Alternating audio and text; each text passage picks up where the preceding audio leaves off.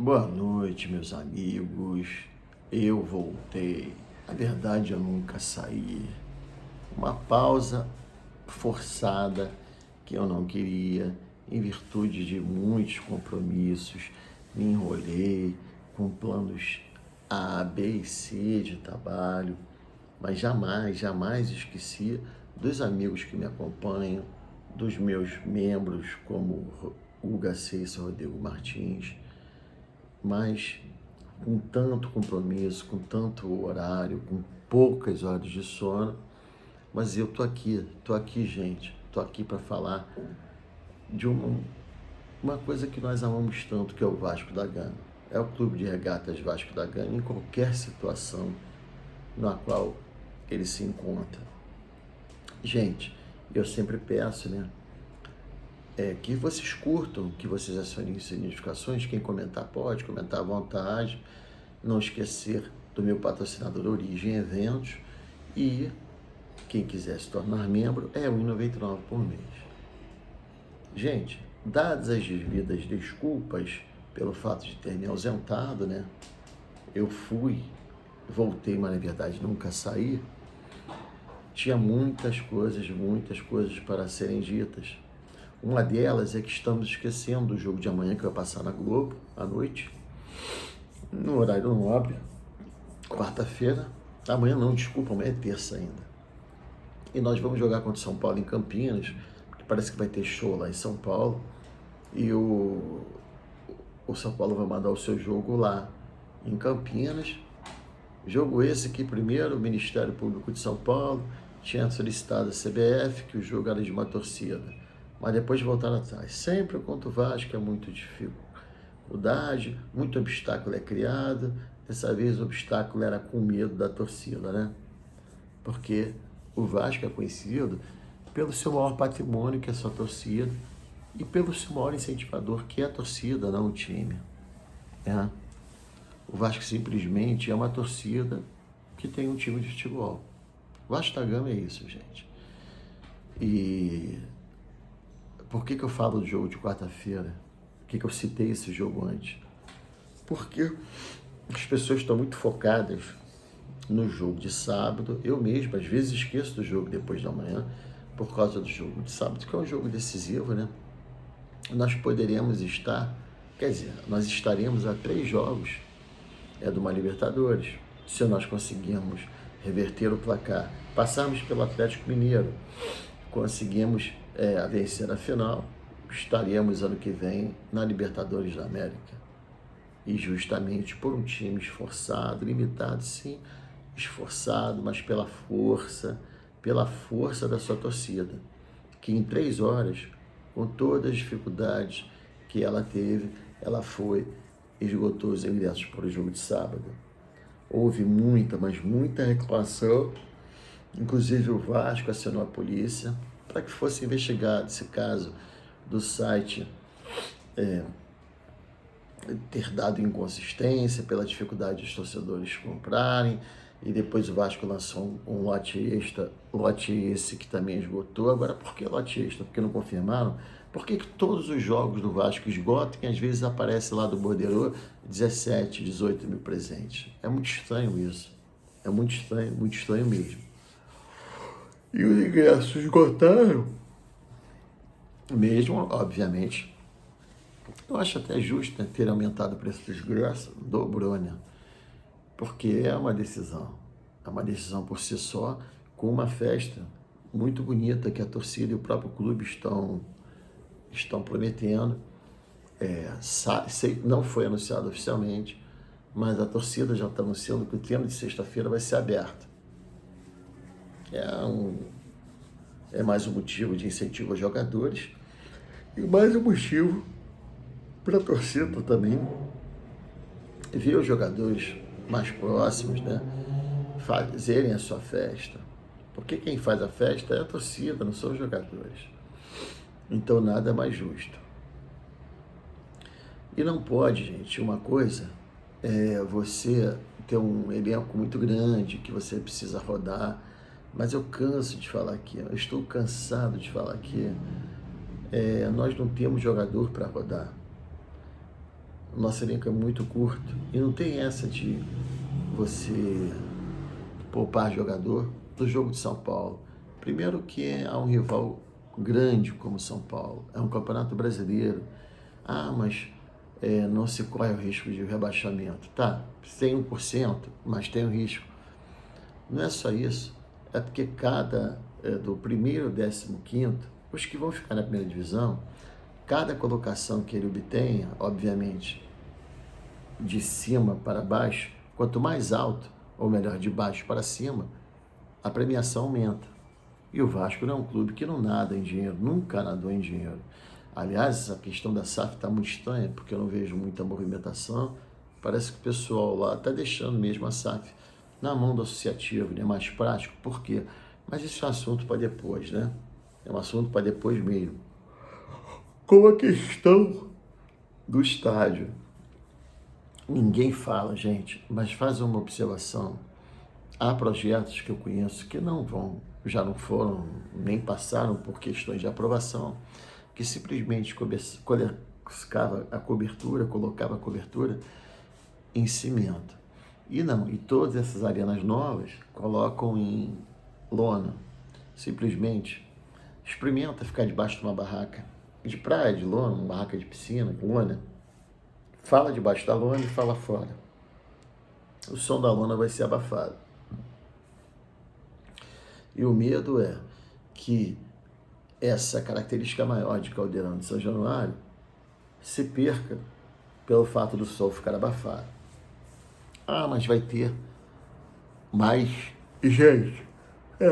Vai ter mais gente. Mas o que adianta você ter 57 mil pessoas gritando com o som abafado do que você ter 20 mil, como é agora em São Januário, que o som se propaga, reverbera, chega aos jogadores, tanto do Vasco, quanto obviamente aos adversários fazendo pressão. Mas só estou aqui para dar uma observação. Então, vamos ver como é que vai ficar. Inclusive, por que fazer uma obra tendo que fechar o estádio por 3 anos?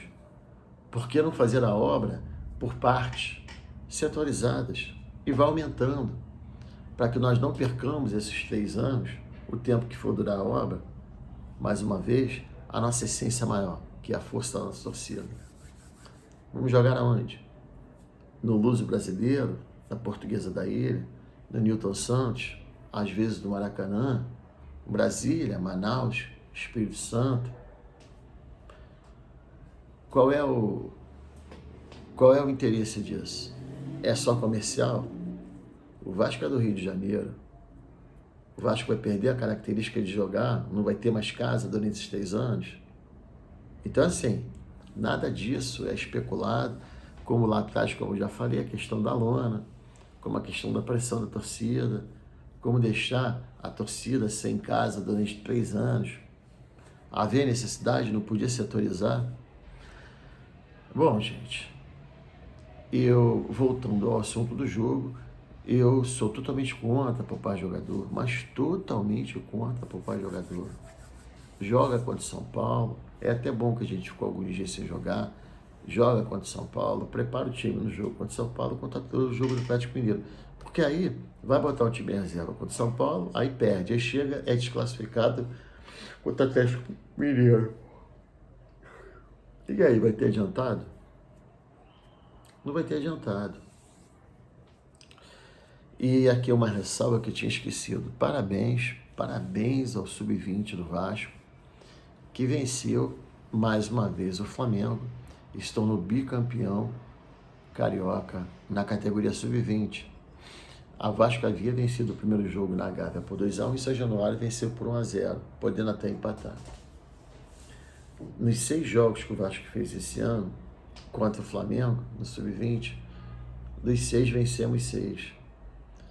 E, como o Vasco foi proibido, né, por questões de ranqueamento da CBF, a gente não pôde disputar competições nacionais. E aí, o Flamengo disputou uma Libertadores, ganhou e foi fazer um jogo que era o Mundial no Maracanã. Quer dizer, Mundial, um jogo só no Maracanã, contra o time grego, esquisito. E foi campeão do mundo. Então eu fico muito feliz, porque se nós ganhamos 6 vezes esse ano, nem sequer empatamos com o time que é campeão do mundo, nós somos campeões do universo, porque o mundo é o planeta Terra, mas no nosso universo, que há outros, há vários outros planetas, Mercúrio, Plutão, Saturno, Marte, Júpiter. Somos do universo, porque ganhamos de um time que é campeão do mundo, e não ganhamos uma vez, repito, em 6 jogos vencemos os 6. Até por isso, o Luiz Gustavo, animadíssimo, o zagueiro como o Lincoln, o zagueiro, né, campeões, já estão querendo buscar o espaço no profissional. E, obviamente, é uma questão que vai ser vista, já que nós estamos carentes.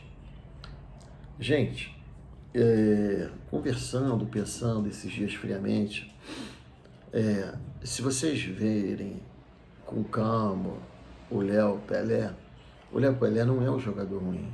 O Léo Pelé tem técnica. O problema é que eu não quero culpar o Rogério Ceni, que me disseram que foi ele, que simplesmente tirou ele da posição de origem quando ele saiu do Fluminense para o São Paulo, que era lateral esquerdo, e inventou ele de zagueiro. Ou ele volta para a lateral esquerda, ou a carreira dele vai ser essa, de altos e baixos, e com o Vasco ultimamente tem sido muito mais de baixos. Então é uma coisa a ser observada. Agora o Vasco tem carência porque a gente não tem um zagueiro canhoto. Cara, não é querer comparar, mas Mauro Galvão e o Odivan jogavam, e o Odivan jogava de lateral, de zagueiro do lado esquerdo sem ser canhoto.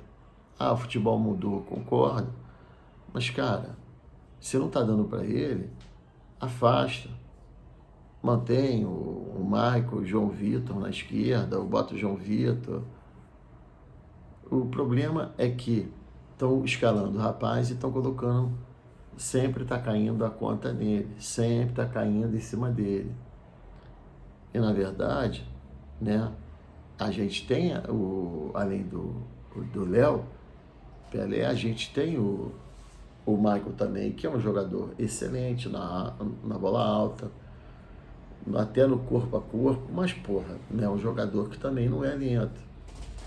Tem que buscar sempre um atalho para poder chegar num contra o centroavante.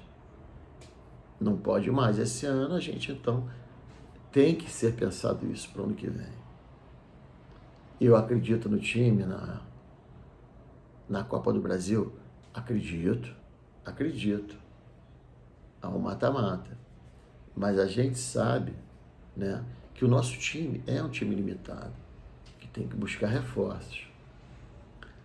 E não adianta, gente, a gente ficar pensando assim, dia após dia, poxa, quem vai comprar a SAF do Vasco? Quem vai ser o nosso novo patrocinador? Aí todo dia aparece um árabe, aparece a Crefisa do Palmeiras, do Lamaquia, sempre aparece alguém. E o que o torcedor quer é um pouco de paz e principalmente um bom time. Um bom time, que o nosso time não é ruim, mas também não é bom. É um time médio, tanto que está em 10º lugar, está na metade do Campeonato Brasileiro. Gente, prometo não me afastar como me afastei dessa vez, mas foram os outros compromissos. Uma boa noite, que Deus, Jesus Cristo, Nossa Senhora, o Espírito Santo de Deus, todos os santos e todos os anjos, abençoe-nos e vossas famílias.